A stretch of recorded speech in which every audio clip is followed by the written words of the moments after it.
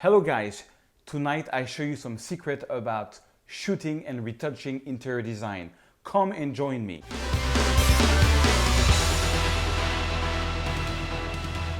Bonsoir mesdames et messieurs and welcome to episode 38 of my photography, Lightroom and Photoshop tips. My name is Serge Ramelli. Je suis français. I am French but I speak the English language and so you will be able to understand what I'm saying. Last week episode I showed you how to retouch a London photo that was taken by my wife. It was a pretty creative process on recreating sunsets, various colors and spotlights.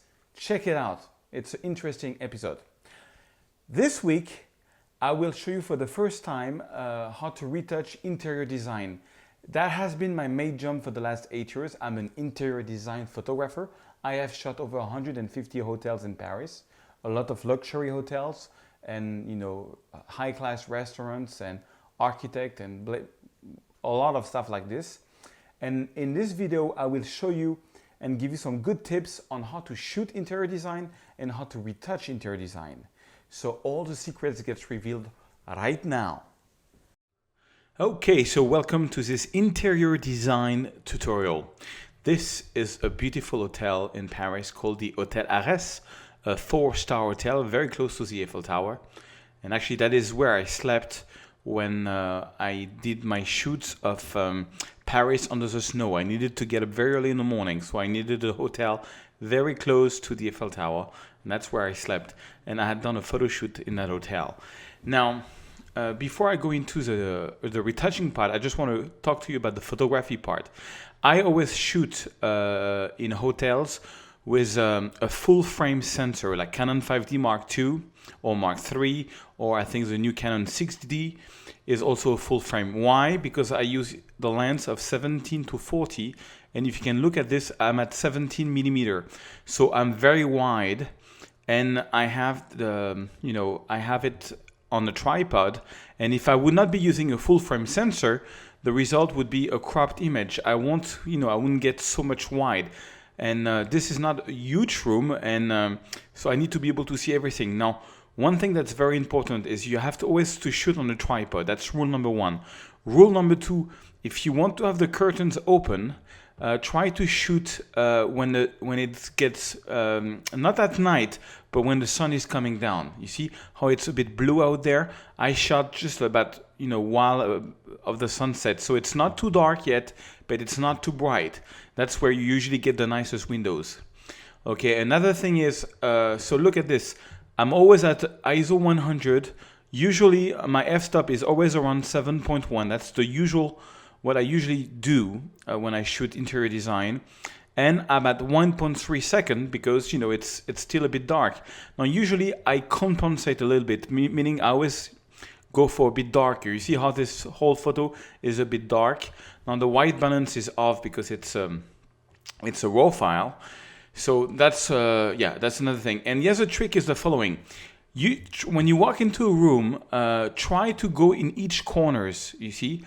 Don't try to go, if there is a bed, if it's a room, don't try to go parallel to the bed, like here or here, because with the wide angle, you will get a lot of distortion. That's another rule. Another rule is make sure that your lens is completely straight.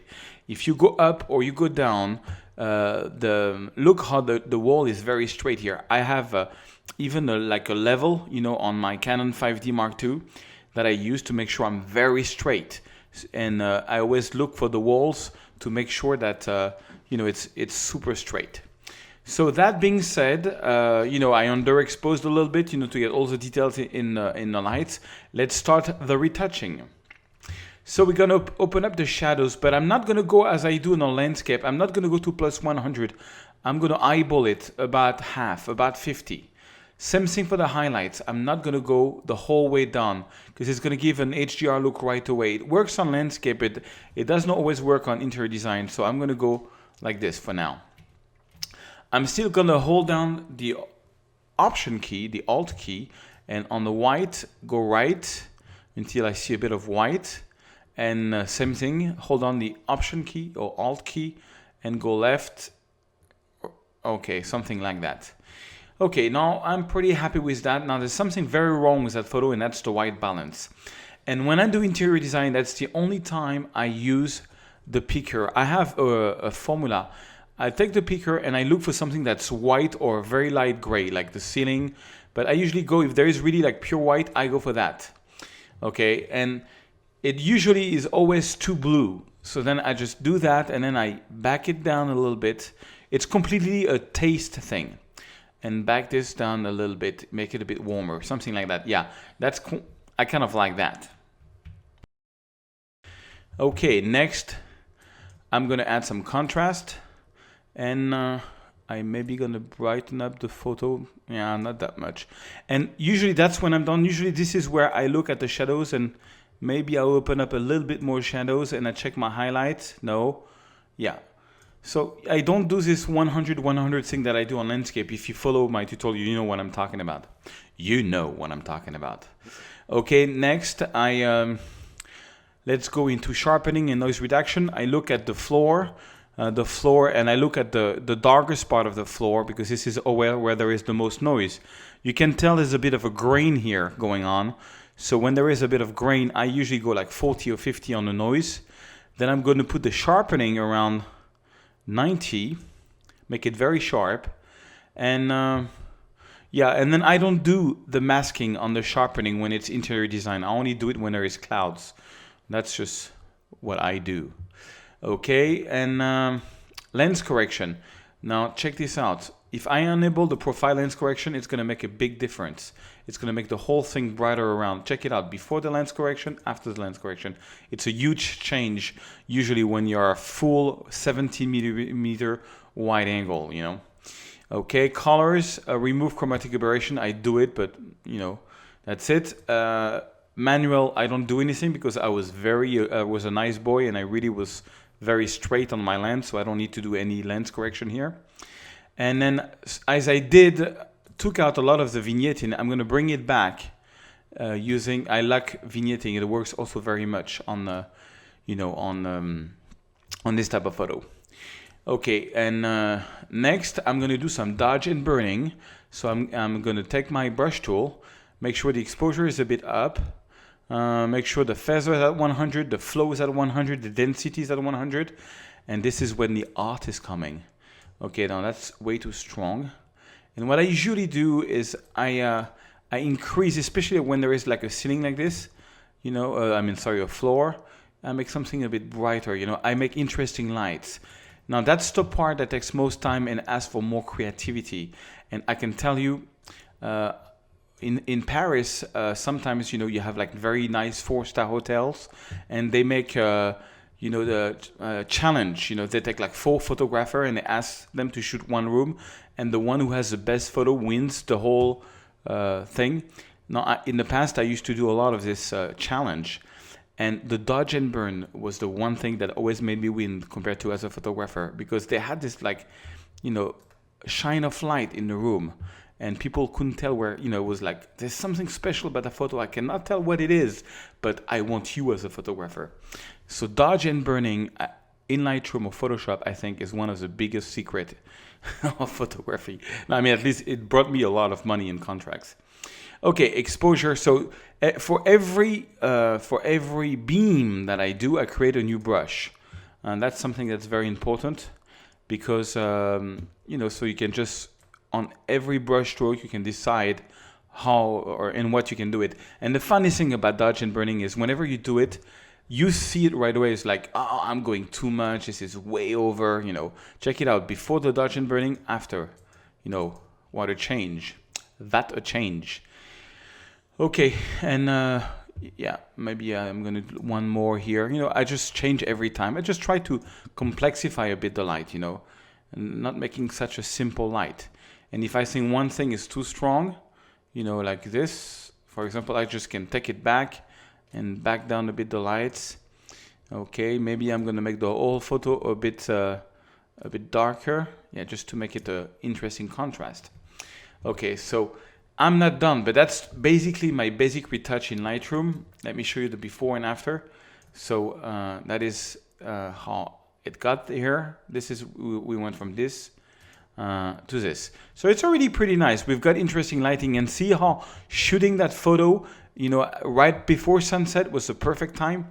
Just to give you a little tip, recently I did a photo shoot, actually one of the biggest I've done over the last year. That was like a couple of months ago in the Hilton, the Paris Hilton. It's now called the Hotel Collectionneur, but it was the biggest Hilton in Paris. And I was a 27th number photographer doing a shoot there, and they loved the shoot. And you know why? My secret was I shot every day for 2 hours just when the sun was coming down.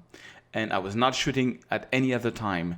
So all the rooms had this sort of like, you know, I just had the curtains open like this, you know, and it was a bit blue outside, and all the colors, you know how it is when you close the curtains or when you wait for the sun to come down, you know, the interior light becomes very, very strong, and they are the only thing lighting the room, and it makes interesting lighting. If I had a big sun coming in, it would take out all this, you know, complex lighting that you have inside, what we call practical light. It would take them all out, you know, because the sun is stronger than every other light. So that's really one of my secret as a, you know, interior design photographer. Okay, now a couple of things that I want to do, but I cannot do this in Lightroom, so we are going to go to Photoshop. I want to take this little thing here. This is very ugly. That's the electric cable for the lamp. And there is some dust I want to take out on the ceiling. And I want to show you a little secret about beds. But this is in Photoshop, so let's go right, edit in Photoshop CS6. Okay, open it anyway, because you get that message when you did not upgrade your Photoshop and you upgraded your Lightroom like I did. Okay, I never do my retouching on the original layer. I always duplicate the layer first. So let's first take care of this. This is awful to do. Here we have an electric cord, and usually what I do is I tried several things, but really what works the best for me is a good old stem tool. The good old stem tool, you know, it's the one thing that always works. So now I'm just gonna right click here, alt click to this is the source point, and I'm gonna use that. And I know I'm gonna do a bit of a mess on the you know, the motif here, but you know what? Usually no one can see the difference. You know, just cannot tell. I've never had anyone says, "Hey, did you do something here weird?" You know, just never happened. So the whole thing about the stem tool is to start well, you know. Okay, now there is some motif there. That's fine. I just don't like this electric cords. So, oops. You know, like what I do is when there is a line, I just click Alt here, and then you have a preview. I make sure that preview is fully aligned, and now I'm happy. So I know I can just go and do this thing. Of course, you know, well, it made a bit of a mess here, so I'm gonna have to clean that up. But I usually go two steps. First, I do the big, you know, the big cloning, and then I take the time to really make it more well. But this is really like zoomed in. You know, that photo is not going to be used. And I'm on video, so I don't want to take up too much of your time. So I'm going to do a dirty job. So don't say, "Oh, it was a bad cloning." I know it was a bad cloning, but I was on a rush. Okay, now I'm really making a mess here. I'm just trying to get this out, this motif that I took out. Oh, you know what? I messed up. I'm going to restart. I'm sorry. So that happens, you know. Cloning is like I'm just going to restart over. And yeah, I'm going to go this way maybe and just take out the cord here. Okay.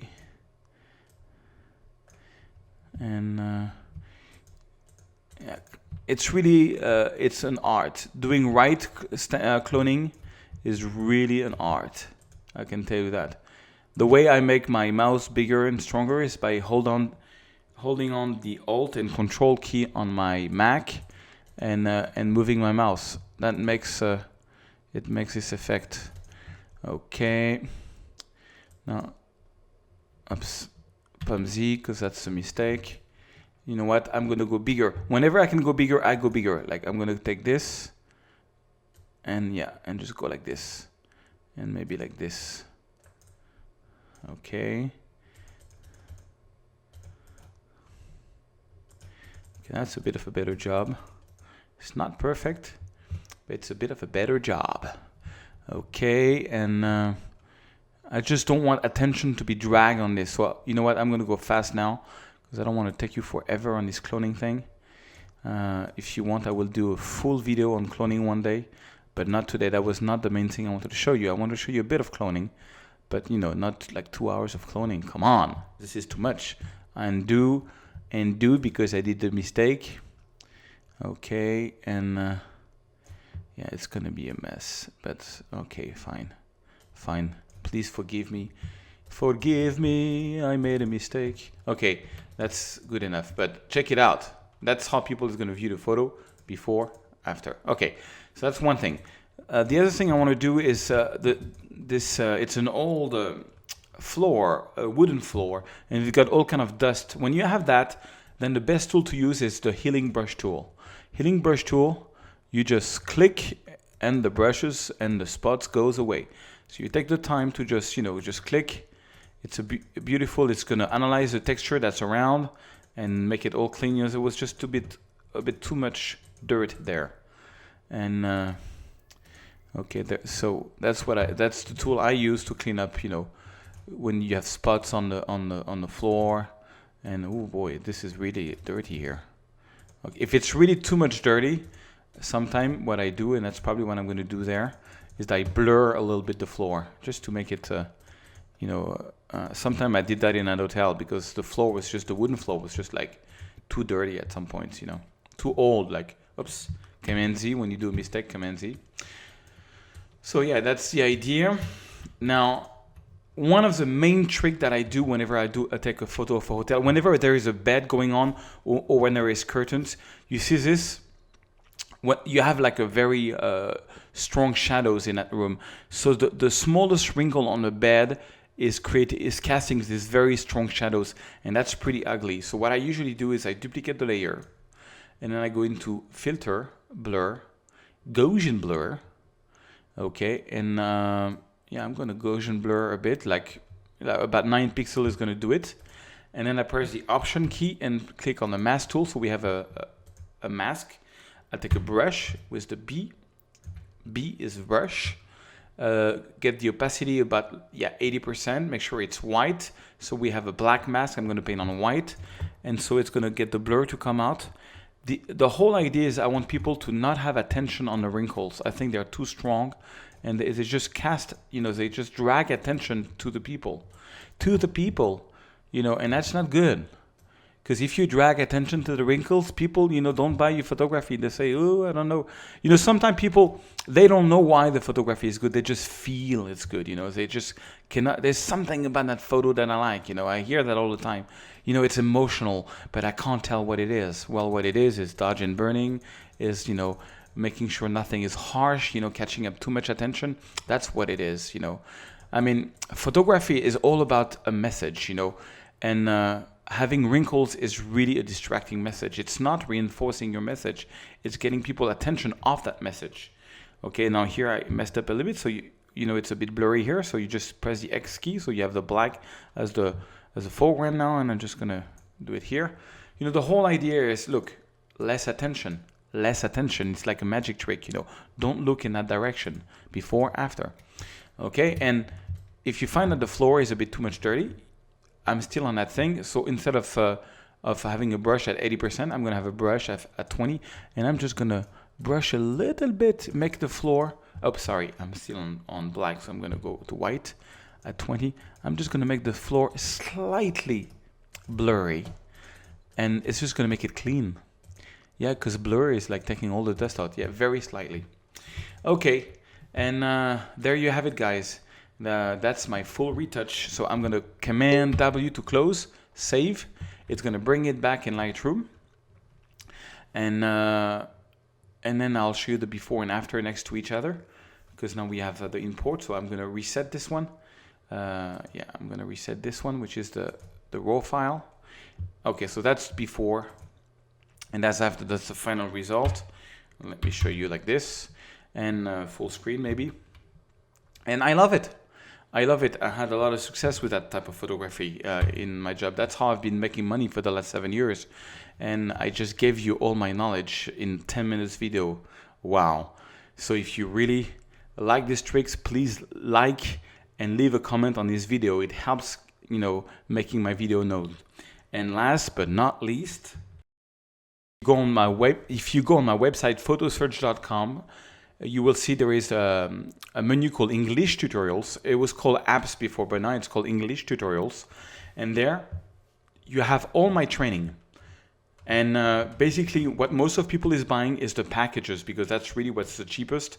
$21 for over 5 hours of Lightroom training with over like 16 raw files. And $35 for all my Photoshop training, or $63 for everything. You're talking like 14 hours of training for $63 with over 30 or 40 or maybe 60 raw files. So it's 6 gigabytes to download. It's a lot. It's all my knowledge for the last 8 years. So if you want to back me up on doing this free podcast, purchase this training. It really helps me grow and you won't regret it. I have over 1,000 positive review on that package, and trust me, it will help your Lightroom and Photoshop skills and make it better.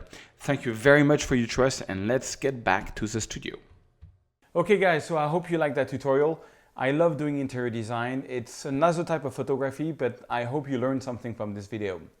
I want to thank you very much because last week a lot of you liked and commented my video, which really helps the video to get well indexed on YouTube. Now, if you can do the same thing this week, if you did like this video, just click on the like button and leave a little comment.